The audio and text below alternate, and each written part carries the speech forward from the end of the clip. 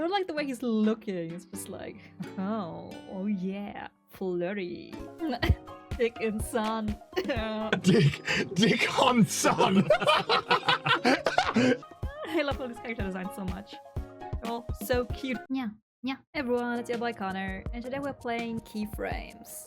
I have no idea what it's about, but it looked really cute, so let's jump right in. Phone rescued you from your dream, and you woke to a scratch on your cheek and the whir of the AC unit. Much as you wanted to ignore it, you sliver a hand out of the blankets and grab your phone. There wasn't any point in delaying the inevitable. Cam was your lol. Beautiful picture. Yeah, who's this? You have 5 seconds to explain yourself before I hang up. You're too tired to talk, so you muted the call. Yeah, who's this? Ah, my bud, my pal. What do you want, Cameron? What time is it? And you couldn't find this out yourself because... On my photo cards, I vow that there is a reason, so please check the time. What? You opened your blurry eyes, and the wash of warm light filtering through the curtains. You recognized the late morning hours stretching across the floor. Had to be well into the day now, and you squinted at your phone for confirmation. 12 p.m. 12. Happy? Yes, but I'll be happier if you get your lazy ass out of bed. That's a lot to ask of me right now. Well, I tried. Dude, you're too nice. Let me. Hey, you gotta wake up. You'd better not have forgotten. Forgotten what? Today's Raina's barbecue party, remember? Cam and I finished buying the snacks and stuff. We're also like 15 minutes from campus. So, if you still want to ride, you should get up. Like, right now. Shit. And there's the reaction we're looking for. Thank God. It finally sunk in. I'll be there. You'd better. Oh, it is so satisfying to get one over on you. Yeah. See you guys when I see you. The call dropped and you sprang into action, sprinting across the sun-warmed floor to get ready. It's a spring semester, very fancy. You stepped out of your apartment building, bracing for a blast of heat.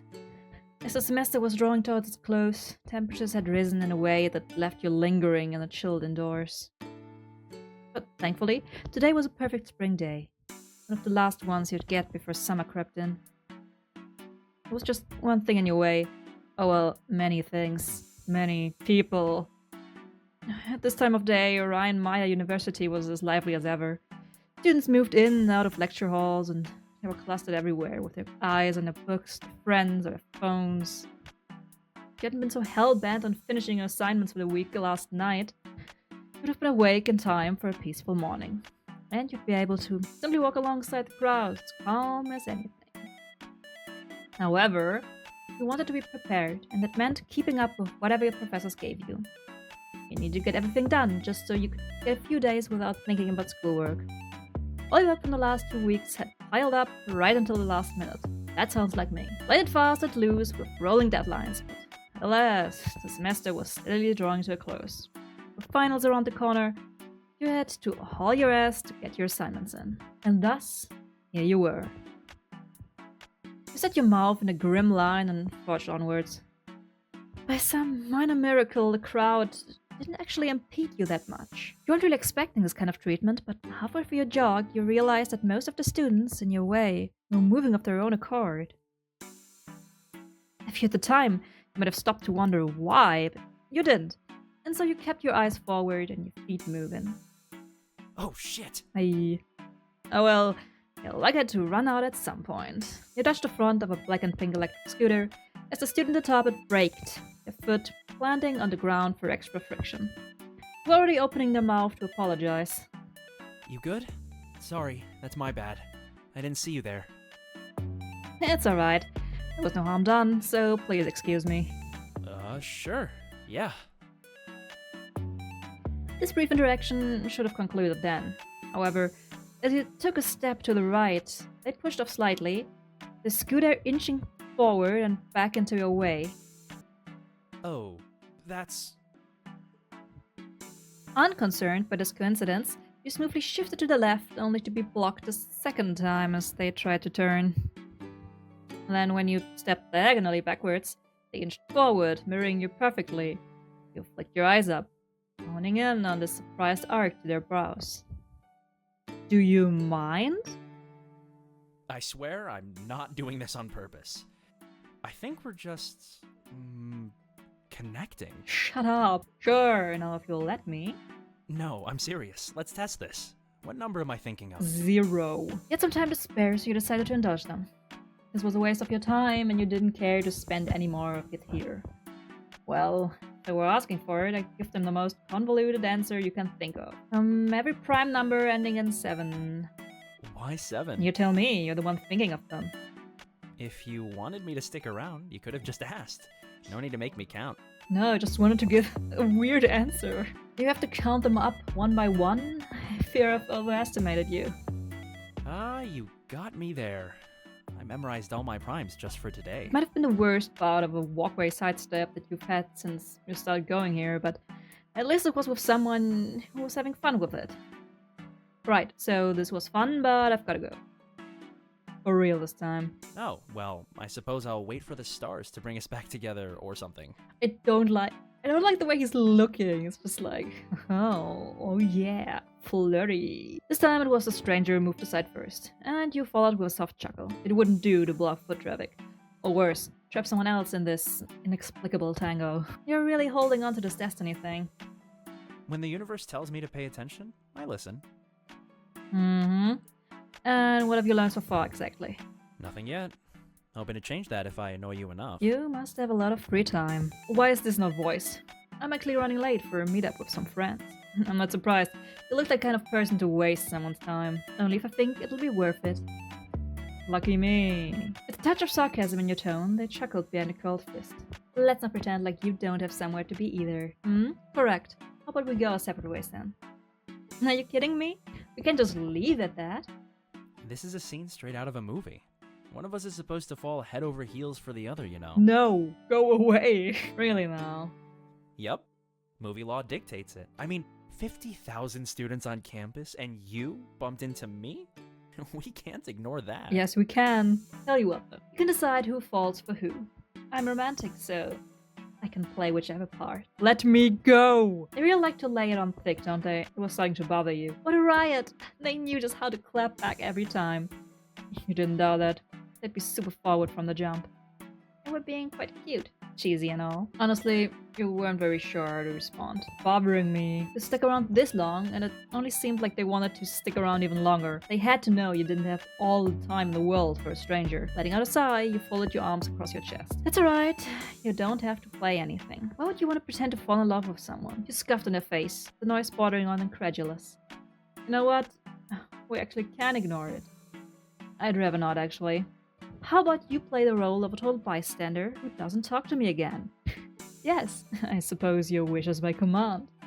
The low thrum of the scooter's motor filled the rapidly cooling silence. When the stranger smiled at you again, it was still friendly, just without the charismatic flash that had been present until now. I'll leave you alone then. Sorry about earlier. Just a word of advice, try not to run onto the side of incoming traffic next time. And with that, they kicked off and left the scene. No winks, no flirtatious one-liners. You're gone as quickly as they'd run into you. Finally, you were free to go on your way. Push up, sigh. You dusted yourself quickly off, then headed in the opposite direction. You're a difficult person to rattle, even on your worst days. Even around people whose company you enjoyed, you keep your emotions and your expressions reined in. Right now, the irritation drew your brows together, and the corners of your mouth felt tight. More than anything, it was the feeling of the impending crack in your composure that grated. And you walked faster, willing yourself to relax. You made a point of stepping up the sidewalk as you go away. The spring breeze did little to smooth your ruffled mood, and distance only made you look back on the unfortunate encounter with increasing disdain. Of all the absurd ways to get delayed, with no other choice but to rush, you got free of the crowd and broke into a jog. Cutting across the grass until you reached the parking lot. You slowed to walk off the slight stitch in your chest, slipping by a group of students going in the opposite direction. Man, whoever that was over there, they are really passionate about that song. Tell me about it. As you headed between the rows of parked cars, electronic beat filled the air. The source? A van with the front windows rolled down. as its occupants rocked out to a song from a decade ago. Side to side, side to side. I don't know which song this is. Cameron sat in the driver's seat, two-toned hair flying wildly as they banged out a beat on the car door. They were one of your best friends, as well as a year above you in the same major. More importantly, they were a self-professed champion of car karaoke. When it came to immersing oneself in song, passion was the name of the game. And for Cam, that meant there was no need to worry about hitting the right notes. 'Cause baby, tonight, hey! Speakers went abruptly quiet right as they reached a high note. With a devastated gasp, Cam jerked around to face the passenger seat, where your roommate Pigeon laughed with delicate glee. Deja was the third member of your unforgettable trio, an uncorrigible tease, always looking for an opportunity to poke fun. She'd obviously been waiting for the right moment to turn the volume down. You guys are being a public disturbance. She cupped the hand by your mouth and called out dryly, raising an eyebrow as they both leaned to wave at you. Look who's finally showed up. You're cutting it close, Cappuccino. One more minute and we'd have left without you. Oh, give him a break. I'm sure it sucked getting woken up so early in the morning. You flipped him the bird while you walked over. Laugh it up. Oh please, I know you wouldn't leave without me. My bad, you guys. I'm so sorry. Don't worry about it. Happens to all of us. Not to me. Attempts to all of us except D. Anyway, get in, loser. O'Connor, hold up. Back up a little. You stopped with a puzzled blink, then did as you were told. While you took a few steps backward, the side door to the car popped free and slid open. Alright, now dive in. Huh?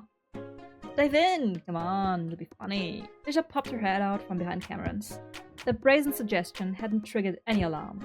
Merely a listless smile, coupled with a roll of her eyes. Don't listen to them, Connor. Remember your middle school training? Peer pressure isn't cool. I'm not pressuring them. They can do whatever they want. So, Cameron said, but you didn't miss how their muted lilac eyes flicked to the side, clearly wanting you to indulge them. They were always a bit on the reckless side. When it was just the three of you, there was a chance to goof off, they'd take it. But if you weren't careful, you'd get swept up along in the ride. Despite Cameron's invitation, you simply jumped into the seat with no added theatric. Why not? Time to jump for it. In the name of not being influenced and in the name of fun, you climbed through Cameron's window instead. Jump. You stuck your hands in your pockets, ambling forward at a pace that had Cameron groaning in disappointment. But, bit by bit, you leaned into your steps until your momentum had picked up into a light run.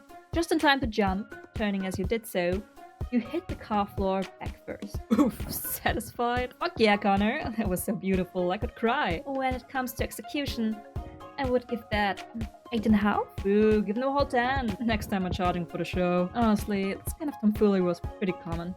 It was just the three of you. Throwing yourself headlong into Cam's jokes was practically habit, thanks to all the time you've spent together until now. Granted, this was the first time that asked you to pull this particular stunt. From how they were still chuckling under the breath, you had the feeling they'd gotten all they hoped for. Camcorder to Ice Queen. I repeat, camcorder to Ice Queen. The package was received safely. Now awaiting new orders. Over. We proceed as planned. Onwards to Arena. To Arena. You clicked your seatbelts and Cameron shifted the car into reverse. Twisting in the seat, they gave a quick peppy salute, before settling one hand on the back of Deja's headrest. They maneuvered out of the parking spot with practice turn of the wheel, looking backwards all the while. It was inevitable you'd make eye contact, and when you did, they winked. I know, I'm the coolest, aren't I? On most people, this kind of ego-boosting question would come off as arrogant. On Cameron, that came off as an intentional joke, a way to keep the energy light. You and Deja had the rare privilege of seeing Cameron at their silliest, and they made sure you knew it. I don't know why you keep doing that, when you have a perfectly good backup camera. Cool? Nah, I think it's hot when you do that. Cam, if you have to ask, then you're not being cool. So hot when you do that. Cameron slammed on the brakes, and you jostled towards against your seatbelt with an oof. The sudden whiplash drew a disapproving glare from Deja. Get a grip, Cam. How can I? Connor just called me hot. Should I not have said that? No, yes. Lord, I'm not the strongest soldier. You're agnostic. Also, you're holding up a line. Oh, shit. I stuck an arm out the window to wave frantically before switching gears and turning the car out of the parking lot. It took until you were out of the main road for the grip on the steer wheel to relax. The cool breeze fluttered through the front windows, and campus buildings rolled by in silhouettes of glass, stone, and brick.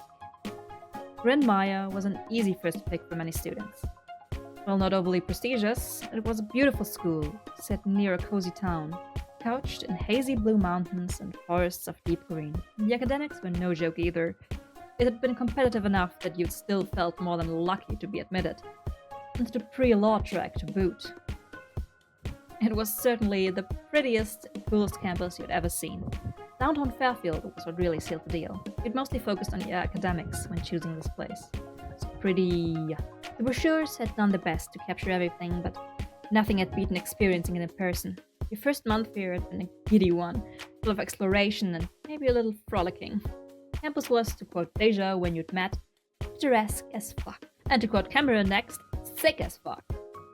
Next to the mountains, there was an observatory on one side of the campus, and a ski slope on the other. The locals enjoyed them just as much as the students did.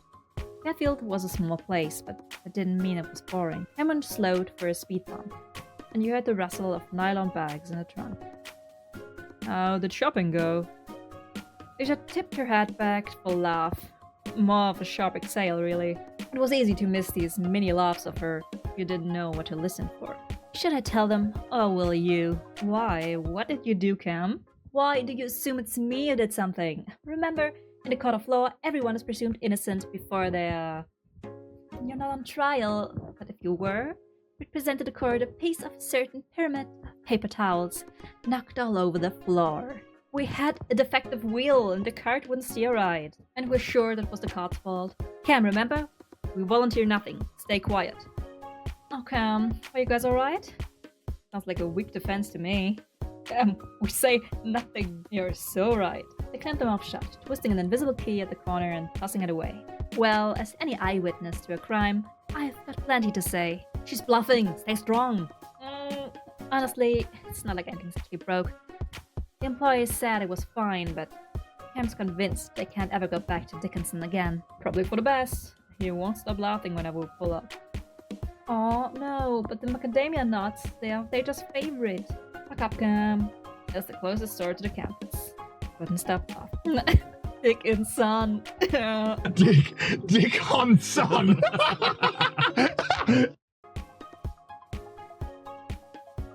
The other for you. Cameron snickered, and as they flickered the turn signal on, they just tilted the head to look back at you. You keep a straight face, meeting her with a deadpan stare. The two of you were remarkably alike, and that made for some encounters that, to others, could look tense and uncomfortable. How was your morning, Connor? Cheeky as always, you declined to bristle even as she simpered. Naturally, you hadn't been set up for success today. Your room had been a mess, you'd woken up late, you had to run across campus, and you'd gotten held up by that stranger. There was a lot to say about your morning from that alone, but you want to tell your friends. Actually, you know what? You tell them. It had been a ridiculous encounter, and you wanted to hear their take on it. You didn't want to tell them. You'd almost been even later things to encounter. Nah, I tell them. Well, I ran into someone on the way over. From where? No, I mean like I ran into someone. I didn't know them. You crashed ran? Almost. Could have been worse, still. LMAO. What happened? They braked the scooter right in front of me, and every time I tried to get around them, they'd move in the same direction as me. A classic stalemate. Like an accident? It must have felt weird. They kept pestering me, insisting that we had a connection or something. It got old fast. Oh, that sounds uncomfortable. It should have been easy to brush them off, and more annoyed that they got on my nerves at all. You tell a guy that you've got to be somewhere, and they're convinced that you have time to piss away still, like... Take a hint, you know? Well, if I get a hold of them, I'll set them straight for you. We'll see. Thanks, Cam. Yep, Liam and Raquel here will give them the old 1-2. Left arm, right arm? Yep. If nothing else, you were relieved that you could count on your friends to be in your corner when you needed them. It's been an altogether frustrating experience, but at least you'd never have to run into that person again on campus. Or at least, Not again today. In their intervening lull, you mulled over that stranger one last time. It was normal to share an encounter like that. You told Deja and Cam practically everything. It had been a little unexpected. You didn't usually share details like that with your friends. Nah, I'm always like that. An annoying encounter such as that one warranted immediate sharing. You knew they'd have your back, and you'd gotten some vindication for your ruffled feelings too. Well, thanks for picking me up anyway. Of course, we can't miss out today. It's so much free shit. Hey, don't forget, we've got work to do first. We will. If I have a lot of Tupperware in the bag, that's a coincidence, I assure you. Some of that Tupperware's mine, right? Even if it's not, you can borrow whatever. You popped a quick thumbs up, and Cameron gave you one to match. The rest of the ride was a tangle of light-hearted conversations. Deja and Cam were common fixtures in your life, but you rarely ran out of things to talk about. It was never silent, at least. Deja at the aux, and she'd put on one of her playlists on as soon as you'd left campus. Gradually, the trees on either side of the road thinned. The car entered a classy residential area, with quaint homes separated by large lawns and extensive driveways. Is this the one? Yep. Just pull in behind the car. Cameron pulled over, fitting the van into an empty spot. From the number of other vehicles already here, you were probably among the last of the helpers to arrive. Hopefully Raina wouldn't mind. Peering out the window again, you were struck by a superb mood that blanketed the entire area. Man, who's getting housing out here? This is way fancier than what's on campus. Huh? Oh, nah, this isn't for students. But Raina lives here. She sure does. Deja flicked her wrist impassively, speaking with the bluntness of someone who'd seen this view one too many times. It's a legit neighborhood. Some of our professors live here, tenured ones. Cam, I'm pretty sure your first-year seminar professor is her neighbor. No, Mrs. Gregory! Yep, apparently she swings with muffins. She swings by with muffins. She swings with muffins? Man, we didn't call her a G for nothing. I love you, Miss G. Cameron hollered after sticking their head through the window, fist thumping on their chest to express their admiration. Deja snorted. So close. It's the one on the other side. Well, whoever lives on this side, I also love them. Anyway, let's get going? Wait 1 second. The locks clicked shut, and the windows on Deja's side whirred as she rolled it back up. Well, this isn't terrifying at all. I just need a minute of your time. And I'll let you guys go, okay? I said this was a party that Raina was hosting, right? And I was co-hosting. Yep, I remember, since it was weird hearing that. Well, weird how? You don't usually do parties, Dee. Not unless it's our birthday or something. And we're here early to set this up. That means... It's an SGB party. Case closed, Detective Cappuccino. Case closed indeed. Excellent work, Detective Molinares. Deja pouted a little, and the two of you turned away to giggle. Your roommate was vice president of the Student Government Board, which organized events and initiatives all over campus. It hadn't exactly been rocket science to guess the real nature of today's party. It was even easier when one considered that Raina was SGB president, though that did bring up one inconsistency. If it's an SG business, why not put that in the name? Why is it just a barbecue today? Because it's a test run. We like to run this on a bigger scale next year, so we're running a smaller trial first. That's why it's at Raina's place. The other SG people know, and now you do too, but none of the other guests really do. Okay, is that it? Nope, there's something bigger. Girl, what? She had one hand out to each of you, palm up. You didn't really like being touched by other people, even amongst friends. You didn't really like being touched by other people, but you made an exception for your close friends. You didn't mind physical touches at all. Oh. Ew, no. Me just one time. Ow! Karen's hand landed on Deja's with a loud smack, and while your roommate flinched, you dropped your hand lightly into a waiting palm. Well, if I must... While you were at it, you and Campbell linked your free hands as well, completing the triangle and leaning in to listen. There was a pause as Deja's gaze glided from you to Cameron and back. The anticipation built as she gathered her words. The barbecue? has a game at the end. A scavenger hunt. Oh, I love scavenger hunts. I'm asking the both of you from the depths of my heart to take it seriously.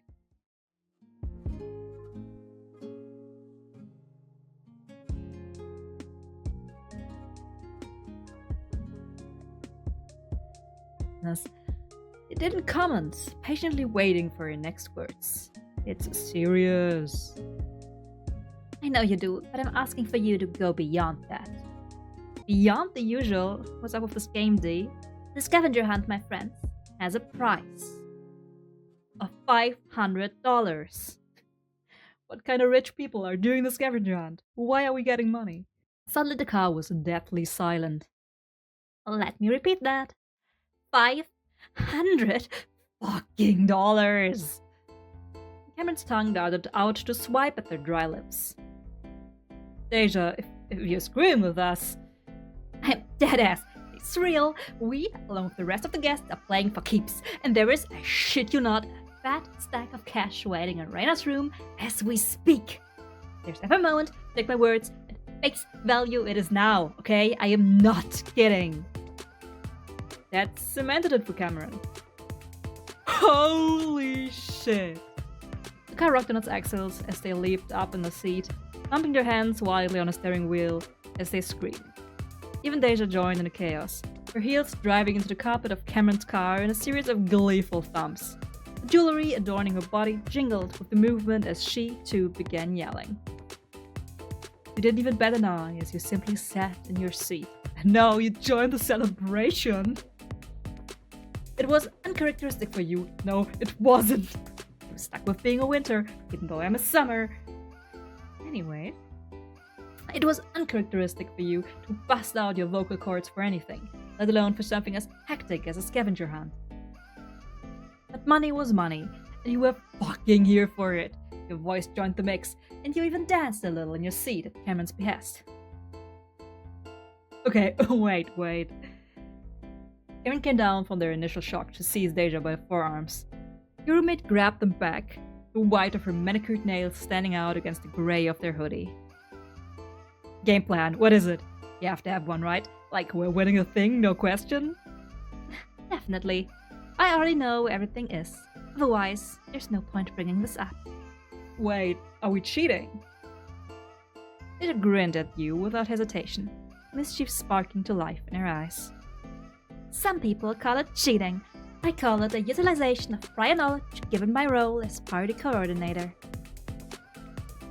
That's just a long-winded way of saying we're cheating.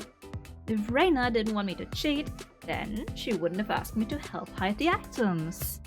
Besides, just because we would know where everything is doesn't guarantee we'll win. We still have to get to everything first. We're going to grab what we need. Nah, it still doesn't feel right. When you put it that way, maybe you were fine with it, or maybe not. Deja had a point. Nothing wrong with playing to your strengths. Absolutely. There was no rule prohibiting you from using what Deja knew. Deja was just really familiar with Reina's house and the neighborhood and the laws of probability. Nobody would know anyway. Except for, maybe Reina, but if you removed all the evidence, you had a shot. I'm in. Cameron's grin was positively devilish, and Deja nodded solemnly. Alright, so here's what we'll do. There was a sudden tap on the window, and Cameron let out an ear-splitting scream. Deja screeched in turn, flinging herself backwards against the locked door. You dodged her flailing arms as she tried to suck Cameron in the shoulder, ducking back into the middle row seat.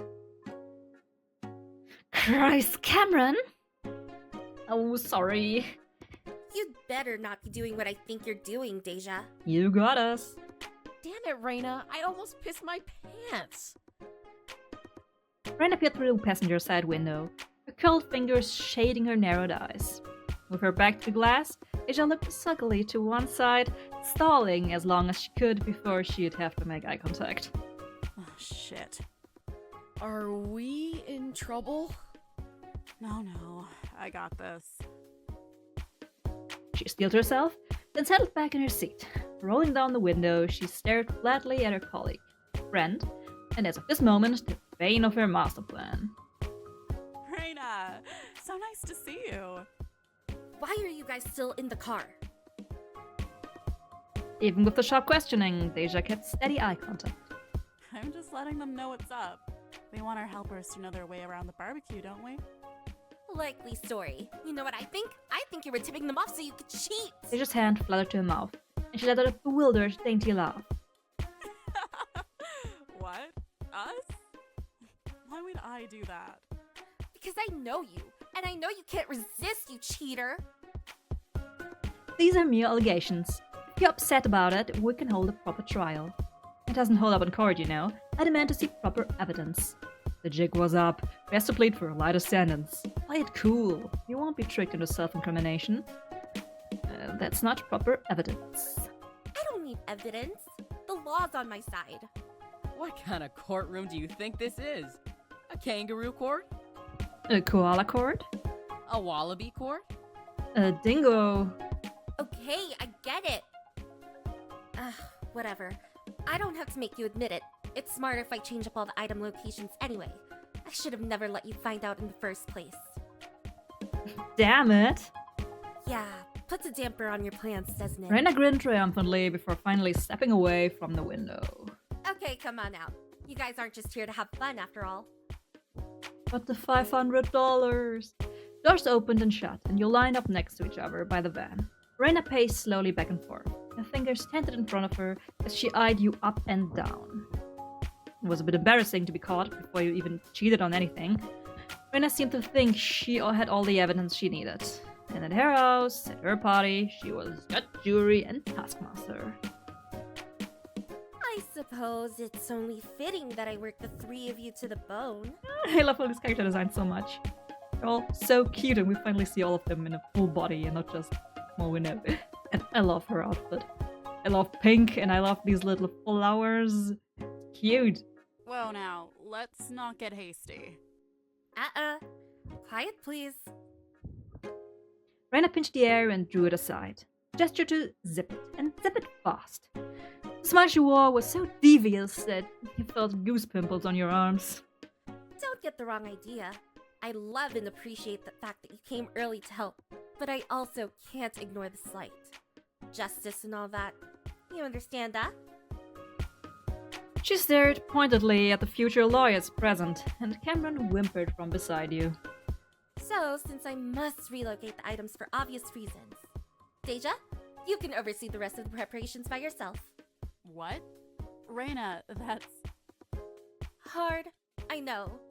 I've been doing it by myself until you got here, remember? The other SG students are in the backyard. They're like lost little sheep, so you'd better get over there before someone falls in the river or something. Shoot! Deja's mouth worked silently, and you and Cameron went uncomfortably still as she glanced to either side. She may have been vice president, but this was still a huge responsibility being handed to her. Delegating and managing weren't exactly the most fun of tasks to start. Deja had complained to you enough times that you knew she particularly disliked having to talk to so many people at once. Man, I hate it when they all come up to me for guidance. I guess I'll see you later. And there she went, trudging to the gate that led to the backyard. Watching her drag herself off, you didn't really have high hopes for what came next. Cam? And neither did Cameron, as they leapt a foot in the air, their backs straightening to military stiffness. Sweet, sweet Cam. I'm gonna have you move all of the groceries to the backyard, set the table with snacks, load the coolers, and so on. When you're done, please handle the set list too. That's like everything. Oh, sure. Swept up in Rena's current, Cameron jabbed a button on their key and scurried to the SUV rear, reaching to stick their arms through as many shopping bag handles as they could. Carrying everything by themselves would be a grueling task, but they didn't dare complain, as they spun to drag as many drinks and snacks as they could to the backyard. Now it was my turn. Got anything to say for yourself? Nope. Not like there's anything I can say to lighten my sentence. True, but it's not exactly fun if you're not squirming a little. Well, anyway, I've got just the task for you. you're gonna help a friend of mine finish making these damn cupcakes. Sure thing, boss. So obedient. I love it. So here's the deal. The cupcakes were supposed to be finished an hour ago. The guy you're helping knows what he's doing. You might know him for it, actually. Unless you live under a rock. I probably do. It's fine if you don't. It's not important. What matters is he's only one person.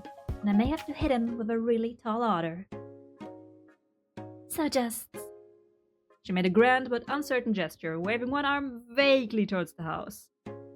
help him where you can, alright? I mean, wherever you can. Clock is ticking. Anything I should be watching out for specifically? Yeah, I heard you the first time. Relax, Reina. I got this. It's just cupcakes. Well, that's not foreboding at all. Is there anything specifically? Trouble. In any and all shapes. Why am I getting the feeling of throwing me for the wolves here? Reina sighed, and her head tipping to one side as she folded her arms. Sorry. It's just that my friend's sort of finicky. I do believe you'll be alright, but just in case, I've got a couple of notes. 1. He's going to insist he can take care of the cupcakes himself. Don't listen to him. We need to expedite the process. 2. He's a little on the skittish side, like a bunny. So don't do anything to spook him if you can. Sure, no problem. Okay then. With a jingle, she pulled a spare house key from the pocket, handing it over with a peppy nod. I leave them in your capable hands. Once you're done, come find me in the backyard. I'll be around somewhere. Thanks a bunch, Connor. She can be sweet. She can be sweet. And like the spring breeze, Reina left in a flurry of pink. You stepped through the front door, half expecting to find yourself in a life-sized version of a pink plastic dollhouse. Surprisingly, the living room was just that. An average living room found in any house in the Northeast. Bummer. Maybe you shouldn't have expected much, considering the exterior wasn't doused in baby pink. Back to the job.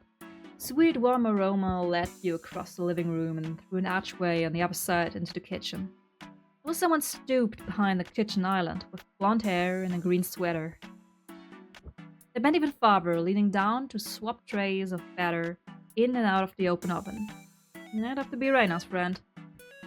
You doled out a few rhythmic knocks on the wall as you entered, trying not to startle him. Knock knock. The door to the oven snapped shut, and with a fresh batch of cupcakes held in one mitted hand, he turned to you, lips parted in slight surprise. There was a moment of hesitation visible on his face, before it thawed into a genial smile. Hello? Can I help you? It sounds so terrified, like, who are you? Did you just break into the house? And that's where we'll end things for today. If you liked the game so far and want to see me continue playing it, please comment, like, subscribe. Let me know that you want to see more of it, otherwise maybe I won't continue playing it, who knows. Anyway, I really liked it so far. I love the characters, they're really cute, and the designs are really pretty. Who of these people would you date? Who am I gonna date? Find out in the next episode. Anyway, see you next time. Love you. Bye!